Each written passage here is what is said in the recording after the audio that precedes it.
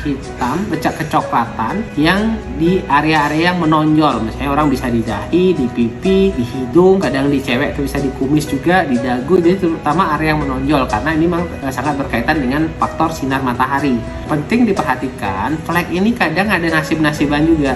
Ada orang yang fleknya dari awal kena itu dia yang dangkal. Dangkal tandanya warnanya coklat muda. Ada yang dari awal kenanya itu coklat gelap, artinya di perbatasan antara lapisan kulit atas maupun tengah, yang dalam dia di perbatasan. Ada juga kadang dari awal pun kenanya dia langsung yang dalam banget, warnanya kadang coklat gelap sampai kebiruan. Itu sangat berbeda penanganannya. Jadi kalau bilang, oh ini caranya skincare ini ngilangin flek, nah itu kalau dia memang fleknya di permukaan, ya pakai skincare biasanya pun bisa hilang. Tapi kalau dia fleknya agak lebih dalam, itu nggak bisa. Jadi memang harus kombinasi obat, kadang perawatan macam-macam. Jadi nggak bisa, oh ini pasti bisa mengobati, nggak bisa. Ini memang selalu dilihat dari bagaimana kondisinya. Selain pengobatan, yang utama adalah bagaimana pencegahan. Lalu ditekankan pencegahan, pakai sunscreen, terutama orang yang flek.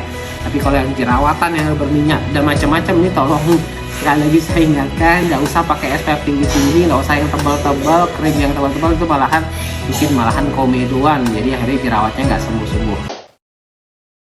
Ya, kalau jerawat meradang sebenarnya kalau mau cepat kempes itu tinggal disuntik. Jadi injeksi untuk jerawat itu tinggal ada bahan anti radangnya, diinjeksi ya 1-2 hari itu sudah mengempes. Tapi itu hanya mengempeskan sesaat. Kemudian untuk ngeringin lagi itu bisa menggunakan peeling, perawatan peeling yang mengandung salicylic acid, terutama itu akan masuk lebih ke dalam, lapisan minyaknya, yaitu akan bisa mengeringkan jerawat. Jadi rutin itu dilakukan, atau rumah pun dengan menggunakan ada acne lotion atau bahan-bahan yang bersifat mengeringkan itu atau antibiotik, itu bisa mengempeskan jerawat yang meradang. Jerawat meradang itu jauh lebih mudah penanganannya, banyak cara untuk mengempeskan saja, tapi tidak untuk mencegahnya. Makanya kalau untuk mencegah jerawat biar nggak muncul lagi, itu harus menggunakan bahan-bahan yang bersifat eksfoliasi. Jadi nggak bisa hanya ngilangin radangnya doang. Saya udah ngobat ini kok nggak hilang-hilang, ya cuman kalau ngilangin radang doang ya radang doang yang hilang, tapi nggak bisa mencegah ya munculnya kembali.